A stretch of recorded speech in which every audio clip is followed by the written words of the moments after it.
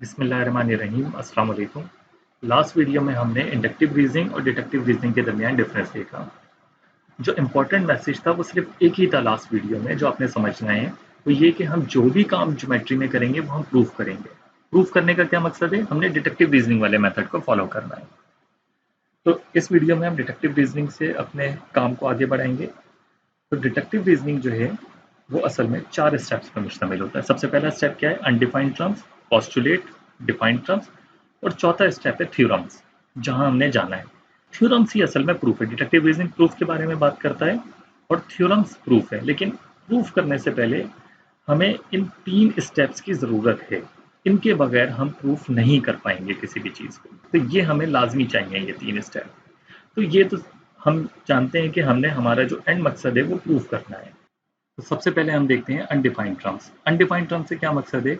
ये वो टर्म्स हैं, ये वो टूल्स हैं जिनकी कोई डेफिनेशन नहीं है। मिसाल के तौर पे ज्योमेट्री में पॉइंट, लाइन, प्लेन, स्पेस, ये वो टूल्स हैं, या ऑब्जेक्ट्स कह लें या ज्योमेट्रिक फिगर्स कह लें, ये वो चीज़ें हैं जिनकी कोई हमारे पास डेफिनेशन नहीं है। हम इसको एज अ इनिशियल टूल के तौर पर ले लेते हैं। एक और एग्जांपल लेते हैं। मिसाल के तौर पे हमने घर बनाना है, यानी थ्योरम्स हमने प्रूव करने हैं, इस तरह ले लें। तो उसके लिए हमें सबसे पहले कुछ इनिशियल टूल्स चाहिए होंगे, प्लास चाहिए होगा, हथौड़ी चाहिए होगी। तो ये हमारे पास इनिशियल टूल हो जाएंगे, लेकिन उनकी कोई डेफिनेशन नहीं होगी हमारे पास। अच्छा, अब हम आगे एक स्टेप में बढ़ते हैं।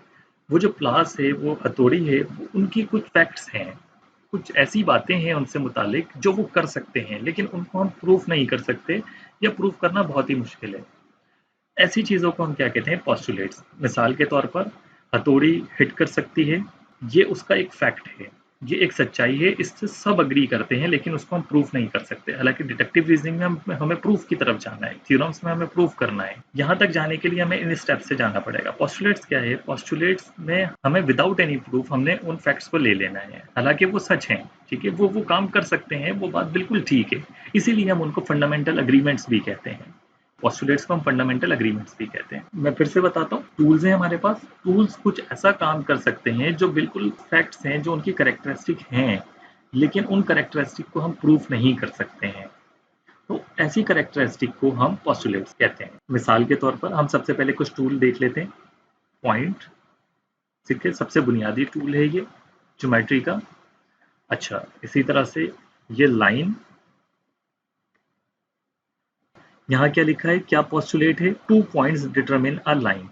कम से कम हमें 2 पॉइंट्स चाहिए ही चाहिए लाइन को बनाने के लिए, लाइन को डिटरमिन करने के लिए। तो ये एक फैक्ट है लाइन से रिलेटेड, कि हमें 2 पॉइंट्स चाहिए। अब ये किस तरह से फैक्ट है, ये हम आने वाली वीडियो में देखेंगे जब हम लाइन के हवाले से डिस्कस करेंगे।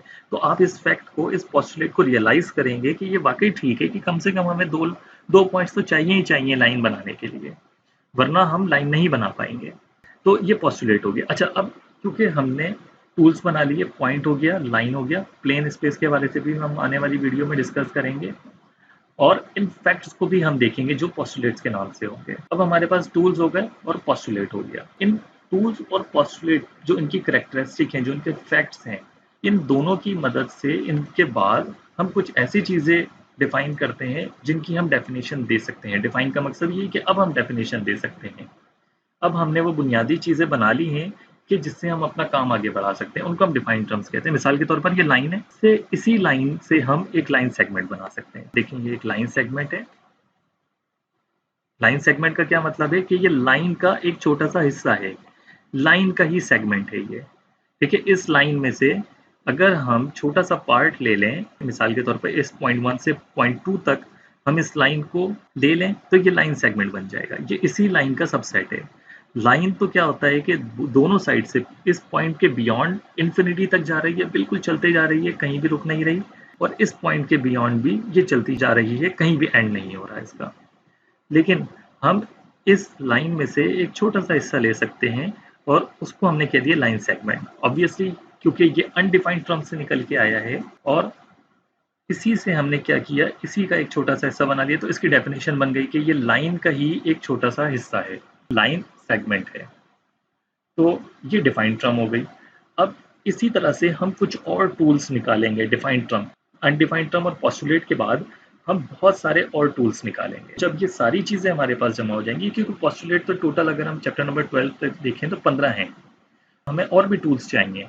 तो वो हम जो मजीद टूल्स निकालेंगे वो हम इन अनडिफाइंड टर्म्स और पोस्टुलेट्स से ही निकालेंगे, जिनको हम डिफाइंड टर्म्स का नाम देंगे, और फिर उन टूल्स को इस्तेमाल कर हम थ्योरम्स प्रूव करेंगे। मिसाल के तौर पे कि एक ट्राइंगल है, एक ट्राइंगल के तीनों एंगल्स को जमा करेंगे तो क्या आंसर आना चाहिए? 180 डिग्री आंसर। तो ये हमने प्रूव करना है। सबसे पहले हमें टूल्स चाहिए जिनकी कोई डेफिनेशन नहीं होती डिडक्टिव रीजनिंग में।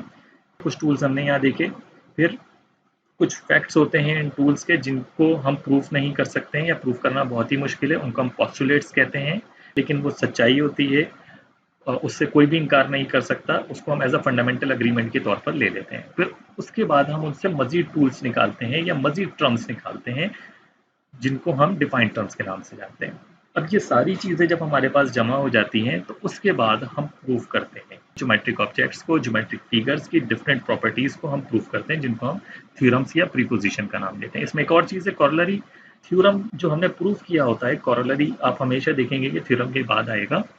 जब भी हम कोई थ्योरम प्रूव कर चुके होते हैं तो उसी का वो एक हिस्सा होता है, उसी रिजल्ट से ही हम मजीद रिजल्ट्स निकाल सकते हैं। यानी कि वो तो एक जुमला है कि हमने ये प्रूव कर दिया, लेकिन उससे मजीद और भी रिजल्ट्स निकल रहे होते हैं उसी थ्योरम से, तो उसको हम कॉरोलरी कहते हैं। तो वो हम आने वाली वीडियोस में देखेंगे।